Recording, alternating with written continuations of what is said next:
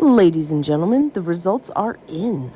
We were able to get 4 bowls from almost 30 pounds of suet.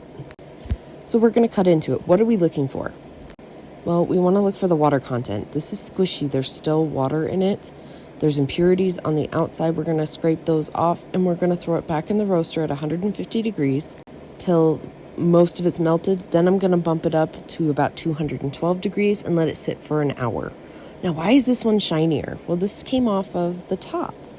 That first bowl was the bottom. It was the last to be rendered, or the last to be filtered. So it was going to have the most impurities. But right here you can see it's just gritty. You can feel it. This is what people are talking about. You don't want it to feel gritty. You want it to feel smooth. Come back tomorrow and see how it looks tomorrow.